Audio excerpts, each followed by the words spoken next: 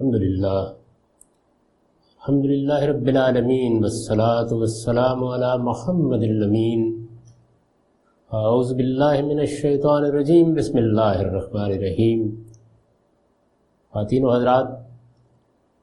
سورہ مائدہ کی آیت 5 زیر بحث ہے. اس میں پہلے تو یہ چیز بیان ہوئی کہ تمام پاکیزہ چیزیں اب تمہارے لیے حلال ٹھہرا دی گئیں. یہ بات کیوں کہ گئی میں اس کو واضح کر چکا ہوں. اس میں در حقیقت ان تمام آلائشوں کی نفی کر دی گئی ہے، آمیزشوں کی نفی کر دی گئی ہے جو لوگوں نے پاکیزہ دین میں پیدا کر دی تھی. چنانچہ یہ بتایا گیا ہے کہ اللہ کی کتاب نازل ہوئی ہے، اس نے ہر چیز کو اس کی صحیح جگہ پر قائم کر دیا گیا ہے. میں نے عرض کیا تھا کہ اس سے یہ مراد نہیں ہے کہ پہلے یہ چیزیں حرام تھیں اب حلال ٹھہرائی جا رہی ہیں. تمام طیبات ہمیشہ سے حلال تھے، البتہ پہلی امتوں نے اپنی فقہی موشگافیوں کی وجہ سے، اپنی سرکشی کی وجہ سے، اپنی غلطیوں کی وجہ سے بعض معاملات کو مشتبہ کر دیا تھا اور بعض حلال چیزوں کے بارے میں یہ تصور پیدا کر دیا تھا کہ وہ شاید حرام ہے. چنانچہ قرآن مجید نے جب ان سب چیزوں کی وضاحت کر دی تو پھر یہ فرمایا کہ الیوم احل لکم الطیبات، اب اس وقت آج کے دن تمام طیبات، تمام پاکیزہ چیزیں حلال ہیں. یعنی یہ بات واضح ہو گئی، یہ ان کے واضح ہو جانے کا بیان ہے. اسی پر عطف فرمایا ہے والمحصنات من المؤمنات، یعنی جس طرح یہ کہا کہ تمام طیبات اب تمہارے لیے حلال ٹھہرا دیے گئے ہیں، بالکل اسی اسلوب میں یہ فرمایا کہ مسلمانوں کی پاک دامن عورتیں بھی تمہارے لیے حلال ٹھہرا دی گئی. یعنی مطلب یہ ہے کہ اس معاملے میں بھی اگر کوئی ابہام تھا، اس میں بھی اگر کوئی تردد تھا، اس میں بھی حرمتوں اور حلتوں سے متعلق اگر کوئی شبہ پیدا کر دیا گیا تھا تو وہ سب دور ہوا. ہر وہ مسلمان خاتون جو مومنہ ہے اور اپنے ایمان پر قائم ہے اور جو پاک دامن ہے وہ تمہارے لیے حلال ہے. اس میں کوئی ادنیٰ تردد بھی کسی شخص کو نہیں ہونا چاہیے. اس پر عطف کر کے جب یہ بات کہی تو جس طرح اوپر کی بات کے اوپر عطف کر کے یہ کہا کہ وَطَعَامُ الَّذِينَ أُوتُوا الْكِتَابَ حِلٌّ لَكُمْ، یعنی طیبات تو ہمیشہ سے حلال ہی تھے، اب اہل کتاب کے دسترخوان پر بھی وہ طیبات حلال ہیں، یہاں تک کہ ان کا ذبیحہ بھی حلال ہے. بالکل اسی طریقے سے خواتین کے معاملے میں بھی یہ وضاحت فرمائی کہ وَالْمُحْصَنَاتُ مِنَ الَّذِينَ أُوتُوا الْكِتَابَ مِنْ قَبْلِكُمْ، یعنی جس طریقے سے مسلمانوں کی پاک دامن خواتین تمہارے لیے حلال ہیں، اسی طریقے سے تم سے پہلے کے اہل کتاب کی پاک دامن خواتین بھی تمہارے لیے حلال ہے. یعنی بالکل اسی اسلوب کا جملہ ہے. اور جس طرح اس جملے میں یہ کہا تھا کہ اہل کتاب کا کھانا یا اہل کتاب کا ذبیحہ تمہارے لیے حلال ہے اور تمہارا ذبیحہ ان کے لیے حلال ہے، بالکل اسی طریقے سے یہاں مقابل کا جملہ حذف کر دیا ہے. اس کو اگر آپ نکال دیں تو بات یہ ہوگی کہ اہل کتاب کی عورتیں اگر وہ پاک دامن ہے تو تمہارے لیے حلال ہے اور تم ان کے لیے حلال ہو. یعنی مطلب یہ ہے کہ دونوں گروہوں کو یہ بتا دیا گیا ہے کہ جو تعلق پیدا کیا جا رہا ہے وہ تم دونوں کے لیے خدا کی ایک عظیم نعمت ہے.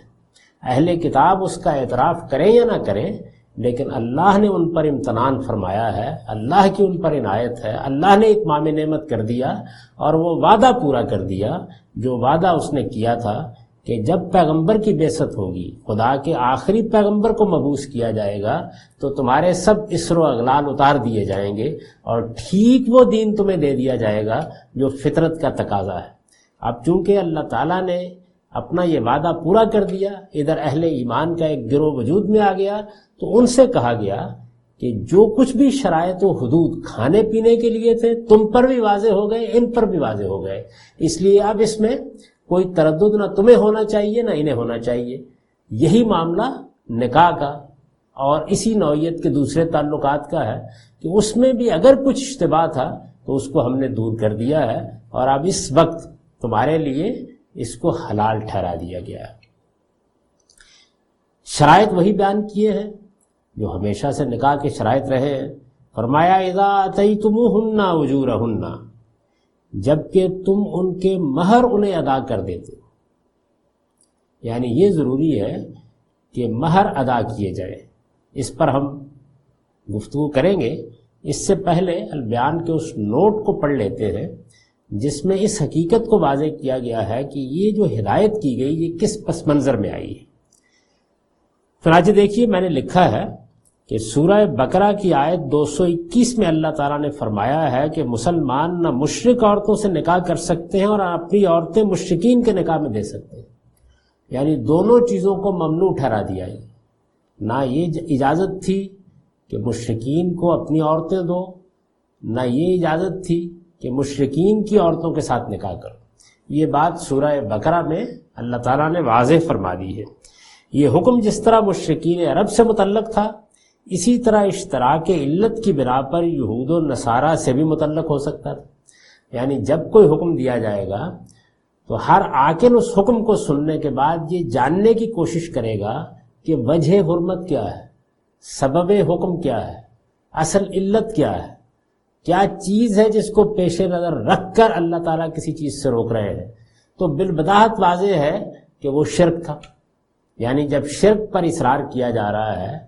جب شرک کو مذہب بنایا جا رہا ہے، تو اللہ تعالیٰ یہ فرماتے ہیں کہ شرک پر یہ اصرار اور توحید کا اقرار یہ ایک چھت کے نیچے نہیں جمع ہو سکتا. یہ اصول یا یہ علت جب واضح ہو گئی تو انسان کا ذہن اس جانب منتقل ہوتا ہے کہ یہود و نصارہ بھی تو شرک کرتے ہیں. چنانچہ اگر بات وہیں رہنے دی جاتی تو اس کا لازمی نتیجہ یہ نکلتا کہ ایک گروہ یہ رائے قائم کر لیتا کہ یہود و نصارہ بھی چونکہ شرک کا ارتکاب کرتے ہیں اس لیے ان کے ساتھ بھی کوئی اس طرح کا تعلق قائم نہیں ہو سکتا،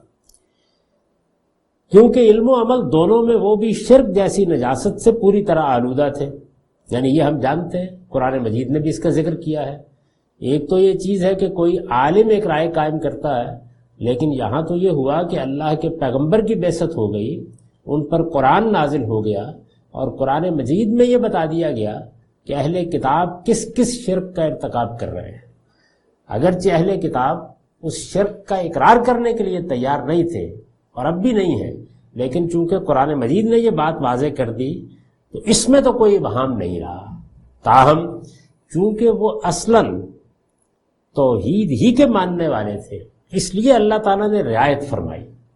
اور یہ رعایت تمام احکام میں موجود ہے. چنانچہ یہ دیکھیے کہ جہاں سورہ توبہ میں اللہ تعالیٰ نے منکرین نبوت کے استیصال کا حکم دیا ہے، یعنی رسالت مآب صلی اللہ علیہ وسلم کی طرف سے جب اتمام حجت ہو گیا، حق پوری طرح واضح کر دیا گیا، اللہ تعالیٰ نے دنیا میں منکرین کی جزا و سزا کا فیصلہ کیا. اس موقع پر بھی دونوں کے احکام میں فرق کیا گیا. مشرکین کے بارے میں یہ کہا گیا کہ ان کے لیے اب زندہ رہنے کا کوئی امکان نہیں ہے.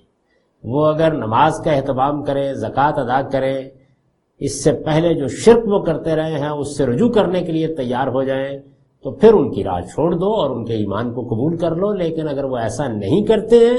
تو پھر جہاں پائے جائیں گے قتل کر دیے جائیں گے. اہل کتاب کے بارے میں اس پر اصرار نہیں کیا، بلکہ یہ فرمایا کہ چونکہ وہ اصلاً توحید کے ماننے والے ہیں اس لیے ان کو یہ حق دیا جائے گا کہ اگر وہ نہیں مانتے تو جزیہ دے کر اور محکوم ہو کر مسلمانوں کی ریاست میں رہ سکتے ہیں.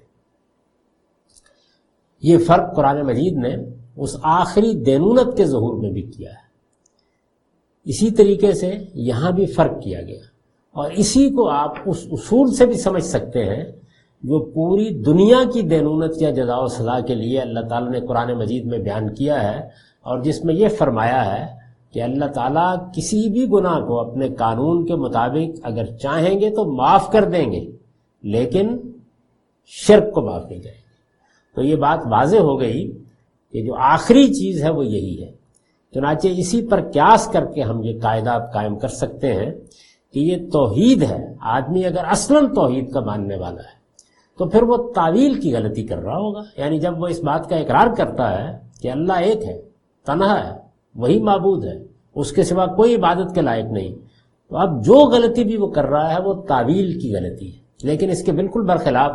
اگر کوئی شخص یا گروہ یہ عقیدہ رکھتا ہے کہ اللہ تعالیٰ نے فی الواقع کچھ ہستیوں کو اپنا شریک بنایا ہے اور میں یہ مانتا ہوں کہ یہ اس کے شرکاء ہیں، تو پھر وہ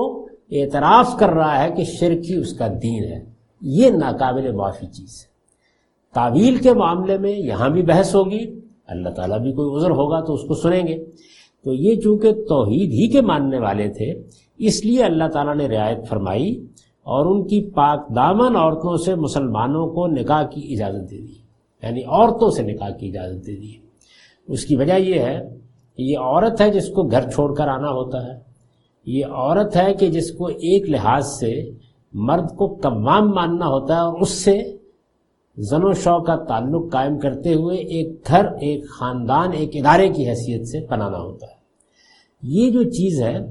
یہ در حقیقت ایک نوعیت کی ایسی فضا پیدا کر دیتی ہے کہ جس میں اس کا پورا امکان ہوتا ہے کہ عورت ہی پر اثرات ہوں اگر کوئی ہونے والے ہیں۔ اور اس وقت جس وقت یہ آیات اتر رہی ہیں جس میں الیوم کے الفاظ سے اللہ تعالیٰ نے یہ بتایا ہے کہ اس وقت چونکہ توحید کے معاملے میں، شرک کے معاملے میں کوئی ابہام باقی نہیں رہا، یہ ابہام جہاں باقی نہیں ہے، ہر چیز واضح ہو گئی ہے اور اس کے حدود متعین ہیں، نکاح کرنے والا بھی جانتا ہے، دوسرے پر بھی واضح ہے، اس میں اللہ تعالیٰ نے یہ رعایت فرمائی۔ آیت کے سیاق سے واضح ہے کہ یہ اجازت اس وقت دی گئی جب حلال و حرام اور شرک و توحید کے معاملے میں کوئی ابہام باقی نہیں رہا، یعنی ہر چیز بالکل واضح ہو گئی۔ اب اس کا امکان باقی نہیں رہا کہ کسی غلط فہمی کی وجہ سے ادھر بھی کسی شرک کا ارتکاب ہو جائے۔ اس کے لیے آیت کے شروع میں لفظ الیوم کو پیش نظر رکھنا چاہیے۔ اس سے معلوم ہوتا ہے کہ اس اجازت میں شرک و توحید کے وضوح اور شرک پر توحید کے غلبے کو بھی یقیناً دخل تھا، یعنی یہ جو اجازت دی گئی، یہ رعایت فرمائی گئی، یہ جو فرمایا گیا کہ تم ان کی پاک دامن عورتوں سے نکاح کر سکتے ہو، تو یہ لفظ الیوم یہ بتا رہا ہے کہ اس میں اس چیز کو دخل ہے کہ اب چونکہ شرک اور توحید میں کوئی ابہام نہیں ہے، ان کا وضوح ہو گیا ہے، یہ ہر لحاظ سے متعین ہو گئے ہیں، یہ معلوم ہو گیا کہ کیا چیز شرک ہو سکتی ہے اور توحید کے تقاضے کیا ہیں، اور شرک پر توحید کو ایک طرح کا غلبہ حاصل ہو گیا ہے، یعنی مسلمانوں کی تہذیب اب غلبے کے مقام پر کھڑی ہے۔ لہٰذا اس بات کی پوری توقع تھی کہ مسلمان ان عورتوں سے نکاح کریں گے تو یہ ان سے لازماً متاثر ہوں گی۔ اس کو میں نے واضح کیا ہے کہ مرد و عورت کا تعلق اگر اسی اصول پر قائم ہوتا ہے جس میں وہ خاندان کے سربراہ کی ذمہ داری سنبھالتا ہے، اور جس طریقے سے معاشرت ہمیشہ سے رہی ہے کہ عورت اپنا گھر چھوڑ کے آتی ہے، تو اس میں اس کا امکان زیادہ تھا کہ وہ اپنے مردوں سے یا اپنے شوہروں سے متاثر ہوگی۔ اور شرک و توحید کے مابین کوئی تصادم نہ صرف یہ کہ پیدا نہیں ہوگا، بلکہ ہو سکتا ہے کہ ان میں بہت سی ایمان و اسلام سے مشرف ہو جائیں۔ یہ چیز اس اجازت سے فائدہ اٹھاتے وقت اس زمانے میں بھی ملحوظ رہنی چاہیے، یعنی اس وقت بھی یہ دیکھنا چاہیے کہ اگر اس طرح کا کوئی نکاح کیا جا رہا ہے تو مرد کی حیثیت کیا ہے، خاندان کے ادارے کا تصور کیا ہے، تعلق کس بنیاد پر قائم کیا جا رہا ہے، دونوں جانب مذہب سے وابستگی کی کیا علامت ہے، اور جو شخص نکاح کرنے جا رہا ہے کیا فی الواقع وہ شرک اور توحید کے فرق سے پوری طرح واقف ہے اور وہ توحید کے غلبے کو اپنے گھر میں قائم رکھ سکے گا؟ اگر یہ چیز ہے تو پھر اس کی اجازت ہے، اور اگر یہ چیز نہیں ہے تو پھر اس سے اجتناب کرنا چاہیے۔ یہ چیزیں چونکہ واضح ہو رہی ہیں آیت کے سیاق و سباق سے، اس لیے ان کو یہاں بیان کر دیا۔ تو ارشاد فرمایا کہ تمہارے لیے اہل کتاب کی، تم سے پہلے کے اہل کتاب کی پاک دامن عورتیں بھی حلال ہیں، ان سے تم نکاح کر سکتے ہو۔ اذا آتیتموہن اجورہن، جب تم ان کے مہر انہیں ادا کر دیتے ہو۔ یہ مہر کیا چیز ہے، اس پر اس سے پہلے بھی بہت گفتگو ہو چکی ہے۔ یعنی مرد و عورت کا جو تعلق قائم ہوتا ہے جس کو ہم رشتہ ازدواج کہتے ہیں، جس میں ایک عورت یہ فیصلہ کرتی ہے کہ وہ بیوی بن کر اس گھر میں آئے گی، اور مرد یہ فیصلہ کرتا ہے کہ وہ شوہر کی حیثیت سے اپنی ذمہ داریاں ادا کرے گا۔ اس سے خاندان کا جو ادارہ وجود میں آتا ہے، اس میں معاملہ برابری کی سطح پر نہیں کیا گیا کہ عورت بھی اپنے اخراجات کے لیے جدوجہد کرے گی، محنت کرے گی، ذمہ داری اٹھائے گی، اور جس طرح سے گھر چلانا ہے اس میں برابر کی شریک ہوگی۔ اس اصول پر یہ معاملہ نہیں کیا گیا۔ بلکہ اس کے بالکل برخلاف اس اصول پر کیا گیا ہے کہ عورت اپنی رفاقت میسر کرے گی لیکن اس پر کوئی معاشی اخراجات پورے کرنے کی ذمہ داری نہیں ہے. یہ ذمہ داری مرد پر ڈالی گئی ہے. یعنی جو ادارہ قائم کیا جا رہا ہے اس میں ظاہر ہے کہ معیشت انسان کی ایک ناگزیر ضرورت ہے، اس کو فراہم کرنے کی ذمہ داری کس پر ہے؟ کیا مرد و عورت دونوں پر ہے؟ برابر کی سطح پر یہ ذمہ داری دونوں پر ڈال دی گئی ہے یا ان میں سے کسی ایک پر ڈالی گئی ہے؟ تو اس کا جواب یہ ہے کہ اللہ تعالیٰ کے قانون میں یہ ذمہ داری مرد پر ڈالی گئی ہے. جب یہ ذمہ داری مرد پر ڈالی گئی ہے تو ظاہر ہے کہ یہ ایک سنجیدہ معاملہ ہے. یعنی اب یہ نہیں ہے کہ چلیے رفاقت کا ایک تعلق ہے، کچھ وقت اکٹھا گزاریں گے، آپ کو اپنے لیے کمانا ہے، مجھے اپنے لیے کمانا ہے، مجھے اپنے اخراجات پورے کرنے ہیں، آپ کو اپنے اخراجات پورے کرنے ہیں. کوئی خاندان کوئی گھر وجود میں آئے گا تو اس کی ذمہ داریوں بھی دونوں کو شریک ہونا ہے. اس معاملے میں نہ میرے اوپر کوئی ذمہ داری تنہا عائد ہوتی ہے نہ دوسرے فریق پر کوئی ذمہ داری تنہا عائد ہوتی ہے. اگر تو یہ صورت ہے تو معاملے کی نوعیت بہت مختلف ہوگی. لیکن چونکہ یہ صورت نہیں ہے اس لیے یہ ارشاد فرمایا ہے کہ پھر تم ٹوکن کے طور پر، علامت کے طور پر، چونکہ یہ معاملہ مالی نوعیت کا ہو گیا ہے، اس میں ایک ذمہ داری تم نے اٹھا لی ہے، نان و نفقہ فراہم کرنا، اخراجات پورے کرنا، گھر اور خاندان کی ذمہ داریوں کو ادا کرنا چونکہ تمہاری ذمہ داری ہے، اس وجہ سے اس کی علامت کے طور پر مہر ادا کرو. تو مہر کیا ہے؟ یہ در حقیقت جو معیشت کی ذمہ داری اٹھائی گئی ہے، یعنی اخراجات پورے کرنے کی جو ذمہ داری اٹھائی گئی ہے، گھر بار کے معاملات کے لیے جو ذمہ داری اٹھائی گئی ہے، اس ذمہ داری کا علامتی اظہار ہے. اور اس میں آپ کچھ رقم متعین کر کے ابتدا ہی میں ہاتھ پر رکھ دیتے ہیں، اس سے وہ معاملہ سنجیدہ ہو جاتا ہے.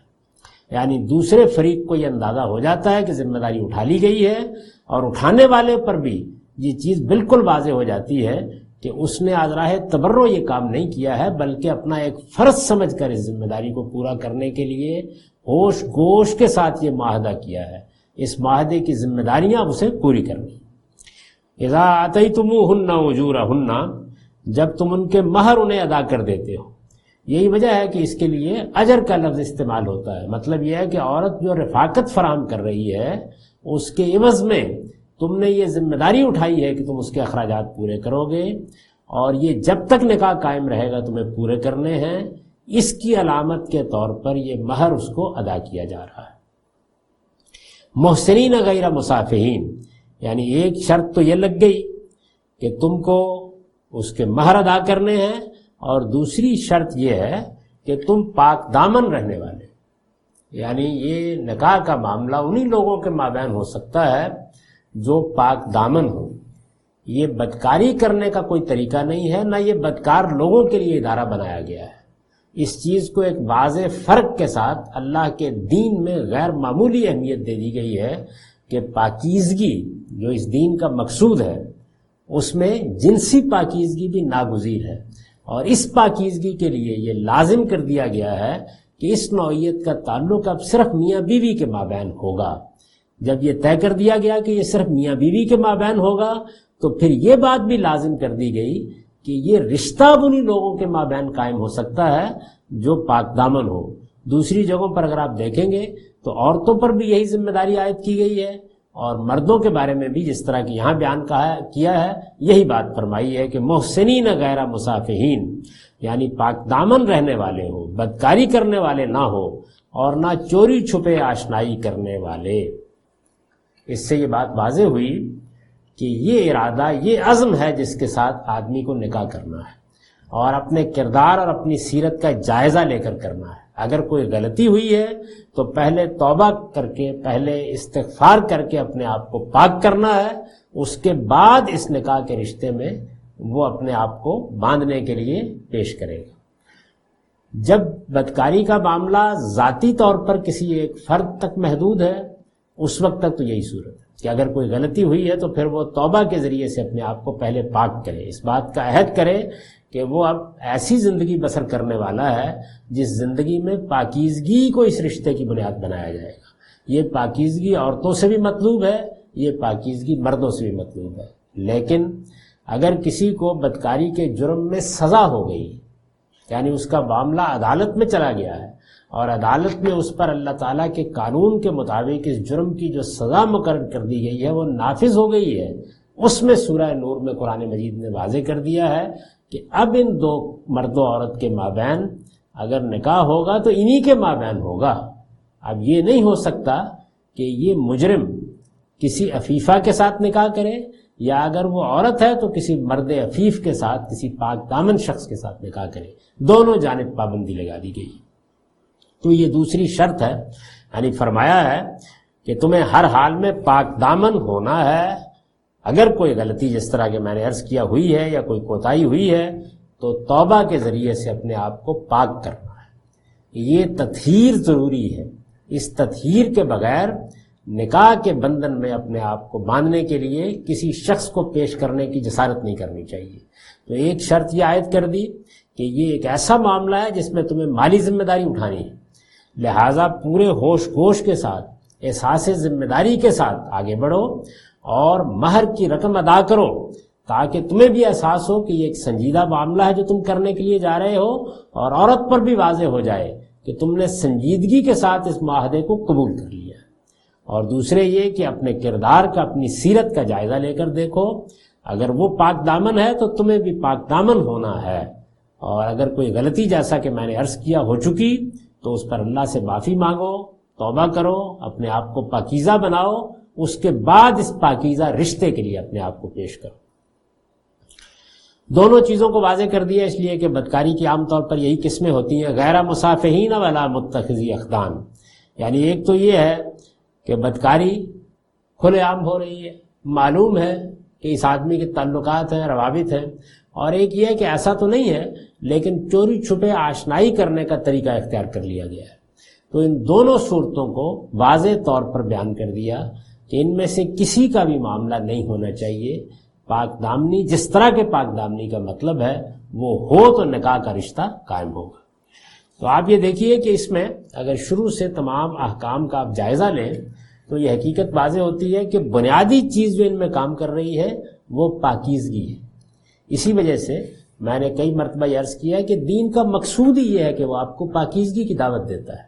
یہ پاکیزگی آپ کے روابط میں ہونی چاہیے، تعلقات میں ہونی چاہیے، خور و نوش میں ہونی چاہیے، بدن میں ہونی چاہیے، اخلاق میں ہونی چاہیے۔ غرض یہ کہ زندگی کے ہر معاملے میں پاکیزگی اختیار کرنا، یہ اصل میں انبیاء علیہ السلام کی دعوت ہے۔ چنانچہ پوری شریعت کے اندر اگر آپ اتر کر دیکھیں گے تو اس میں جو چیز کار فرما ہے، سرایت کیے ہوئے ہے، وہ یہی ہے کہ پاکیزگی کے حصول کے لیے اللہ تعالیٰ ہدایات دے رہے ہیں۔ اس سے پہلے جتنی ہدایات دی گئی ہیں ان میں اگر آپ ابتلاء کے احکام کو الگ کر دیں تو یہ آپ دیکھ سکتے ہیں کہ سرتاسر پاکیزگی کے حصول کی ہدایات ہے۔ خور و نوش کے معاملے میں بھی یہی کیا گیا ہے، یہاں عورتوں کے معاملے میں بھی آپ یہ دیکھ لیجئے کہ وہ پاک دامن ہو، یعنی پاک دامنی اختیار کرنے والی ہو، وہ بدکاری کرنے والی نہ ہو، وہ چوری چھپے آشنائی کرنے والی نہ ہو۔ یہی صورت مردوں کے معاملے میں ہے، وہ پاک دامن رہنے والے ہوں، وہ بدکاری کرنے والے نہ ہوں، وہ چوری چھپے آشنائی کرنے والے نہ ہوں، اور پھر اس ذمہ داری کے احساس کے ساتھ کہ وہ اخراجات کا بوجھ اٹھا رہے ہیں، گھر کی ذمہ داری ان کے اوپر ہے، خاندان کے سربراہ کی حیثیت سے انہیں تمام چیزوں کی ذمہ داری لینی ہے، وہ مہر ادا کریں، تب یہ نکاح ہوگا، تب وہ ادارہ وجود میں آئے گا جس کو اللہ تعالیٰ چاہتے ہیں کہ وہ وجود میں آئے، اور جس سے حقیقی خیر و برکت انسانی معاشرت میں پیدا ہوتی۔ وَمَن يَكْفُرْ بِالْإِيمَانِ فَقَدْ حَبِطَ عَمَلُهُ وَهُوَ فِي الْآخِرَةِ مِنَ الْخَاسِرِينَ۔ اس میں کچھ چیزیں مقدر ہو گئی ہیں، یعنی عربیت کے قاعدے سے کچھ حصے ایسے ہیں کہ جو الفاظ میں بیان نہیں ہوئے، میں نے ان کو البیان میں ترجمہ کرتے ہوئے کھول دیا ہے۔ یعنی اس جملے سے پہلے وَمَن يَكْفُرْ بِالْإِيمَانِ، اس نوعیت کا مضمون مقدر ہے، اپنے ایمان کو البتہ ہر حال میں خالص رکھو اور جانتے رہو۔ اب گویا فرمایا جو ایمان کے منکر ہیں ان کی سب محنت ضائع ہو جائے گی، فقط حبط عملو وہو فی الآخرۃ من الخاسرین، اور قیامت کے دن وہ نامرادوں میں سے ہوں گے۔ یہ جو فرمایا ہے کہ جو ایمان کے منکر ہیں، یعنی اپنے ایمان کو البتہ ہر حال میں خالص رکھو اور جانتے رہو کہ جو ایمان کے منکر ہیں، اس کے کیا معنی ہے؟ اس پر میں نے لکھا ہے یعنی ایمان کا دعویٰ رکھتے ہوئے اپنے علم و عمل میں کفر و شرک اختیار کرتے یا ان کے ساتھ مصالحت روا رکھتے ہیں، یہ ایمان کا منکر ہونا ہے۔ یوں سمجھ لیجئے کہ ایمان موجود ہے، ایمان کا اقرار موجود ہے، دل کی تصدیق بھی موجود ہے، لیکن اس کے ساتھ اگر علم میں یا عمل میں کوئی کفر و شرک ہے یا کفر و شرک کے معاملے میں مصالحت روا رکھی گئی ہے، تو اس کا مطلب یہ ہے کہ آدمی اپنے ایمان کے منافی ایک کام کر رہا ہے۔ یعنی ایمان اگر حقیقی ایمان ہے تو پھر نہ علم میں کوئی کفر و شرک ہو سکتا ہے، نہ عمل میں کوئی کفر و شرک ہو سکتا ہے۔ اس چیز کو یہاں ایمان کا منکر ہونے سے تعبیر کیا ہے۔ یہ بالکل ایسا ہی ہے کہ جیسے ایک شخص ایک بات کو مانتا ہے لیکن اگر اس کا عمل اس کے خلاف ہے تو ہم یہ کہیں گے کہ یہ اپنے عمل سے اپنے اس علم کی یا اپنے اس اقرار کی تردید کر رہا ہے، اس کی تکذیب کر رہا ہے۔ اسی چیز کو قرآن مجید نے یہاں فقط حبط عملو میں بیان کر دیا کہ پھر اس کے بعد کیونکہ وہ ایمان کا منکر ہے تو اس کی سب محنت ضائع ہو جائے گی، وَهُوَ فِي الْآخِرَةِ مِنَ الْخَاسِرِينَ، اور قیامت کے دن وہ نامرادوں میں سے ہوں گے۔ میں نے ابھی یہ عرض کیا کہ اس تمام شریعت میں جو چیز روح کی طرح سرایت کیے ہوئے ہے وہ پاکیزگی ہے، یعنی جو پاکیزگی خور و نوش میں چاہیے وہی نکاح میں چاہیے، وہی باہمی روابط میں چاہیے، وہی رشتہ ازدواج منسلک کرتے وقت چاہیے، وہی نکاح کے شرائط میں چاہیے۔ ہر جگہ پاکیزگی ہے جس کو مطلوب بنا دیا گیا ہے۔ اب اسی پر آگے بات کو بڑھاتے ہوئے یہ کہا ہے کہ یا ایھا الذین آمنوا اذا قمتم من الصلاۃ فاغسلوا وجوہکم وایدیکم من المرافق، ایمان والو جب نماز کے لیے اٹھو تو اپنے منہ اور ہاتھ کوہنیوں تک دھو لو،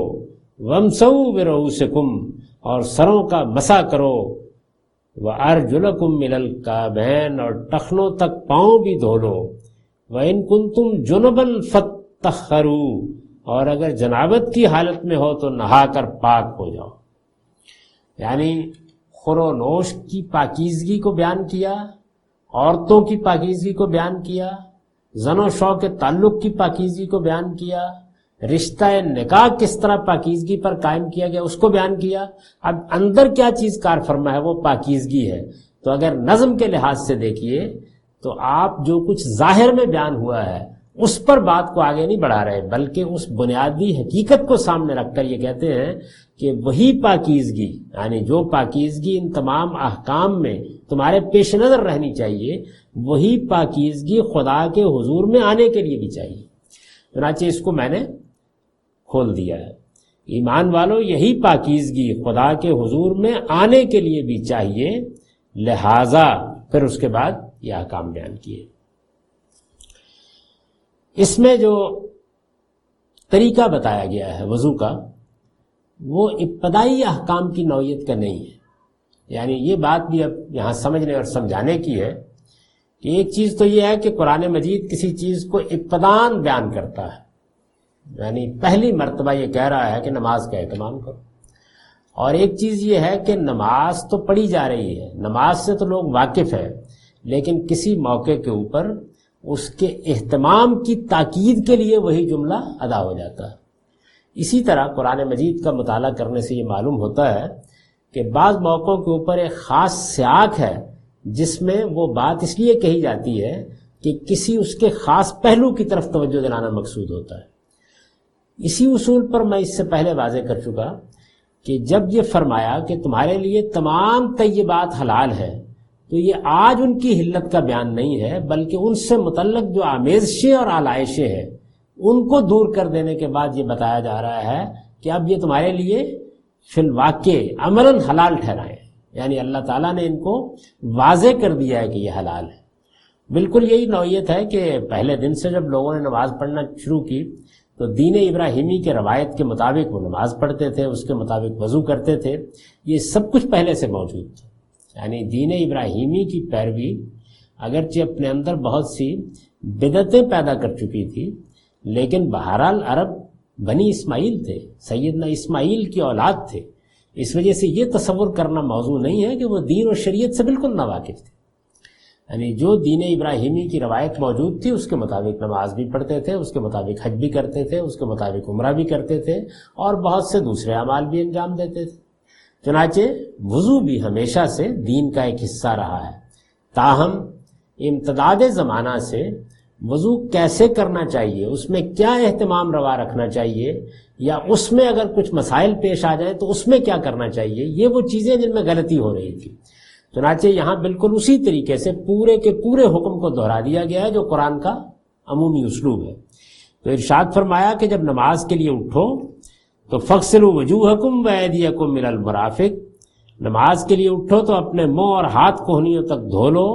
وَامْسَحُوا بِرُؤُوسِكُمْ، اور سروں کا مسح کرو، وَأَرْجُلَكُمْ إِلَى الْكَعْبَيْنِ، اور ٹخنوں تک پاؤں بھی دھو لو۔ اس پر البیان کا نوٹ یہ ہے کہ یہ نماز کے لیے وضو کا طریقہ بتایا ہے کہ پہلے منہ دھویا جائے، یعنی جو کچھ بھی وہ وضو کر رہے تھے اس میں چونکہ غلطیاں کر رہے تھے تو اس کا طریقہ بتایا کہ وضو اس اہتمام کے ساتھ ان اعضاء کو دھو کر اس طرح کرنا چاہیے۔ پہلے منہ دھویا جائے، پھر کوہنیوں تک ہاتھ دھوئے جائیں، پھر پورے سر کا مسح کیا جائے، اور اس کے بعد پاؤں دھو لیے جائیں۔ پورے سر کا مسح اس لیے ضروری ہے کہ اس حکم کے لیے آیت میں وَامْسَحُوا بِرُؤُوسِكُمْ کے الفاظ آئے ہیں، یعنی جو حکم دیا گیا ہے اس میں جو الفاظ آئے ہیں وہ یہ ہیں کہ وَامْسَحُوا بِرُؤُوسِكُمْ،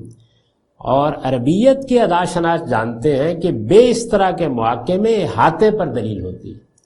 یعنی وَامْسَحُوا رُؤُوسَكُمْ نہیں کہا، وَامْسَحُوا بِرُؤُوسِكُمْ کہا ہے، تو اس میں بے ایک طرح سے احاطے کے مضمون پر متضمن ہو گئی ہے۔ اس وجہ سے ہمارا نقطہ نظر یہ ہے کہ مسح پورے سر ہی کا کرنا چاہیے۔ اسی طرح پاؤں کا حکم اگرچہ بظاہر خیال ہوتا ہے کہ وَامْسَحُوا کے تحت، یعنی پاؤں کا حکم فَاغْسِلُوا کے بعد وَامْسَحُوا بِرُؤُوسِكُمْ میں وَامْسَحُوا کے الفاظ آ جانے کے بعد آیا ہے، تو بظاہر یہ خیال ہوتا ہے کہ یہ وَامْسَحُوا یعنی مسح کے تحت ہے، لیکن ارجلکم منصوب ہے، اور اس کے بعد الی الکعبین کے الفاظ ہیں جو پوری قطعیت کے ساتھ فیصلہ کر دیتے ہیں کہ اس کا عطف ایدیکم پر ہے، یعنی آگے یہ فرمایا ہے کہ اپنے پاؤں کو دھو الی الکعبین، ٹخنوں تک۔ اگر صرف مسح کا حکم دینا ہوتا تو الی الکعبین یعنی ٹخنوں تک کہہ کر اس کی غایت بتانے کی کوئی ضرورت نہیں تھی۔ یہ الفاظ بتا رہے ہیں کہ یہ ارجلکم دھونے کے حکم کے تحت ہے، اور مزید یہ کہ منصوب بھی ہے، تو منصوب کی تو کچھ تعویل ہو سکتی تھی، لیکن الی الکعبین کے الفاظ نے یہ بالکل واضح کر دیا کہ پاؤں ہر حال میں دھوئے جائیں گے۔ لیکن ارجلکم منصوب ہے، اور اس کے بعد الی الکعبین کے الفاظ ہیں جو پوری قطعیت کے ساتھ فیصلہ کر دیتے ہیں کہ اس کا عطف ایدیکم پر ہے، اس لیے کہ یہ اگر برؤوسکم پر ہوتا تو اس کے ساتھ الی الکعبین کی قید غیر ضروری تھی۔ اسی کی میں نے وضاحت کی ہے۔ تیمم میں دیکھ لیجئے کہ جہاں مسح کا حکم دیا گیا ہے وہاں الی المرافق کی قید اسی بنا پر ختم کر دی گئی، یعنی آگے اس کی نظیر موجود ہے کہ جب تیمم کے حکم میں مسح کرنے کا حکم دیا گیا تو وہاں یہ نہیں کہا گیا کہ کوہنیوں کا مسح الی المرافق یا ہاتھوں کا مسح الی المرافق، یہ نہیں وہاں فرمایا۔ چنانچہ پاؤں لازماً دھوئے جائیں گے۔ آیت میں ان کا ذکر محض اس وجہ سے مؤخر کر دیا گیا ہے کہ وضو میں اعضاء کی ترتیب سے متعلق کوئی غلط فہمی پیدا نہ ہو جائے، یعنی یہ سوال پیدا ہوتا ہے نا کہ پھر اس کو پہلے کیوں نہیں رکھا گیا، تاکہ یہ سوال ہی پیدا نہ ہوتا، مؤخر کیوں کیا گیا؟ تو اس کا میں نے جواب دیا ہے کہ مؤخر اس لیے کیا گیا ہے تاکہ اعضاء کی ترتیب واضح رہے، اس کے بارے میں کوئی وہم پیدا نہ ہو جائے، کہیں لوگ یہ خیال نہ کر لیں کہ پہلے پاؤں کو دھویا جائے گا اس کے بعد سر کا مسح کیا جائے گا۔ تو جو ترتیب تھی اس کو لوگوں پر واضح رکھنے کے لیے اس کو مؤخر کر دیا گیا ہے۔ اس میں آگے بھی بہت تفصیلی احکام ہیں، ان کا مطالعہ کریں گے۔ اب ان کا ترجمہ سن لیجئے۔ ارشاد فرمایا ہے جب تم ان کے مہر میں ادا کر دیتے ہو اس شرط کے ساتھ کہ تم بھی پاک دامن رہنے والے ہو، نہ بدکاری کرنے والے اور نہ چوری چھپے آشنائی کرنے والے، اپنے ایمان کو البتہ ہر حال میں خالص رکھو، اور جانتے رہو کہ جو ایمان کے منکر ہیں ان کی سب محنت ضائع ہو جائے گی، اور قیامت کے دن وہ نامرادوں میں سے ہوں گے۔ ایمان والو، یہی پاکیزگی خدا کے حضور میں آنے کے لیے بھی چاہیے، لہذا جب نماز کے لیے اٹھو تو اپنے منہ اور ہاتھ کوہنیوں تک دھو لو اور سروں کا مسح کرو اور ٹخنوں تک پاؤں بھی دھو لو۔ اقول قولی ھذا واستغفر اللہ لی ولکم ولسائر المؤمنین۔